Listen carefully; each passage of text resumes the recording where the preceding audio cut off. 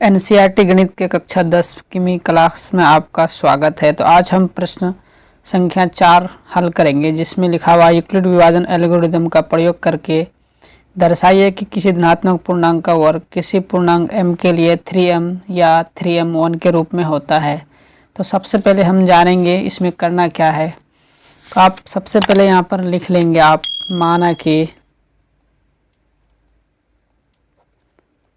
माना कि ए विषम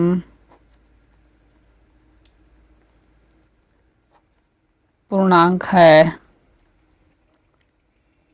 जहाँ b बराबर 3 है। क्योंकि यहाँ हाईएस्ट नंबर 3 था, इसलिए हम लेंगे r बराबर 0, 1, 2। जहाँ पर आपका b 3 है, इससे आपको 1 कम लेना है और शुरुआत आपको 0 से करना है। इसके लिए आपको फॉर्मूला यूज करना होगा, जैसे कि BQ प्लस R, ये एक फॉर्मूला है। आप इसी फॉर्मूला को यूज कर बनाएंगे। तो मैं आगे आपको बना के दिखाता हूँ। तो आपको लिखना है यूक्लिड विभाजन परिमिका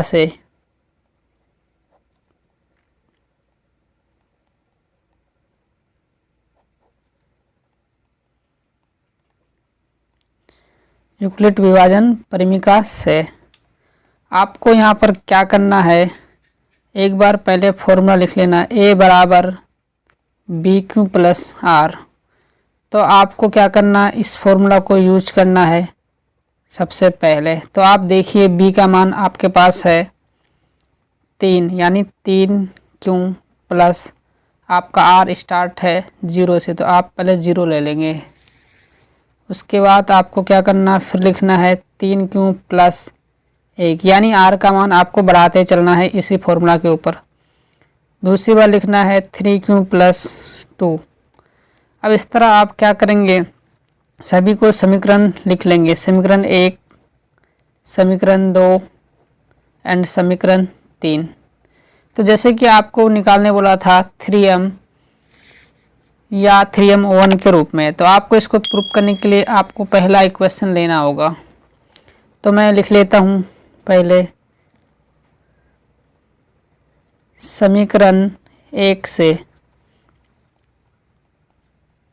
तो आपने देखा होगा पहला समीकरण हमारे पास था a बराबर 3Q प्लस 0, जबकि आपको कहा था वर्ग करने पर। तो आपको लिखना है दोनों और वर्ग करने पर आपको लिख लेना है a बराबर 3Q प्लस 0। क्योंकि आपको बोला था वर्ग, तो आपको क्या करना है, a पर स्क्वायर चढ़ाना है और इसके ऊपर होल स्क्वायर चढ़ाना है। तो यहाँ पर आप देखेंगे a प्लस बी का होल स्क्वायर यूज होने जा रहा। आपको पता होगा a प्लस बी का होल स्क्वायर बराबर a square plus 2ab plus B square formula होता है। नहीं तो मैं लिख लेता हूँ बगल में a square plus 2ab plus B square. आप इसी को यूज करेंगे, ये एक रफ है, आप इसको याद रखेंगे।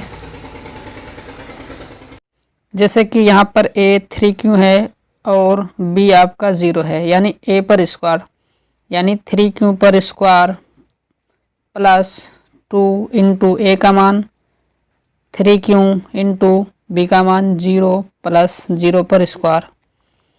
तो 3 का स्क्वायर होता है 9 और q पर स्क्वायर प्लस 3 गुना 2 अगर करते हैं तो आपका 6 हो रहा है, 6 गुना 0 तो 0 हो रहा है, प्लस 0 का स्क्वायर 0। तो आप देखेंगे कि आपके पास 9 का स्क्वायर तो हो चुका पहले ही, 3 का स्क्वायर 9Q। लेकिन अगर टोटल आप जोड़ते हैं तो आपके पास 9Q बचता है, क्योंकि 9Q स्क्वायर प्लस 0 अगर जोड़ते हैं तो आपके पास 9Q बचता है। अब यहाँ कौन ऐसा नंबर लेंगे जो कॉमन हो जाए, तो इसके लिए आपको 3 कॉमन लेना पड़ेगा, क्योंकि 3Q पर स्क्वायर लगा देंगे। इसीलिए आप लिखेंगे 3m, जहाँ 3 पर स्क्वायर बराबर m, तो आपको 3m निकालना था। अब समीकरण 2 से बनाएंगे तो लिखेंगे समीकरण 2 से, तो हमारे पास दूसरा समीकरण था 3q + 1, तो आप यहाँ पर भी वही करेंगे, दोनों ओर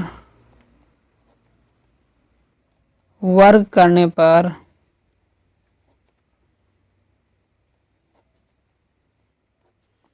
तो यहाँ पर क्या होगा, a पर स्क्वायर 3q + 1 का होल स्क्वायर। तो आप यहाँ देखेंगे a + b का होल स्क्वायर फॉर्मूला यूज करेंगे, यानी कि a² + 2ab + b²। तो यहाँ पर 3q a है और 1 b है, यानी 3q पर स्क्वायर + 2 इंटू 3q इंटू 1 + 1 का स्क्वायर। तो आप यहाँ देखेंगे 3 का स्क्वायर 9, q पर स्क्वायर आप गुना करेंगे, 2 × 3 तो 6, गुना 1 तो 6, q + 1 का स्क्वायर 1। अब मैं कौन ऐसा नंबर लूँ जो सभी कॉमन हो जाए, तो आप देखेंगे यहाँ पर 3 से ये दोनों कॉमन हो रहा है, तो आप लिखेंगे 3q पर स्क्वायर। कैसे, क्योंकि 3 × 9 क्यों हो जाएगा, आपको पढ़ना 3 × 6, ब्रैकेट के बाहर आपको 1 लिखना है। इस तरह 3m + 1 होगा, जहाँ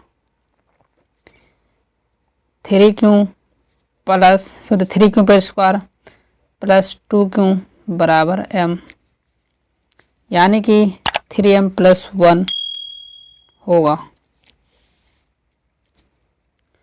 अतः कोई भी धनात्मक विषम पूर्णांक,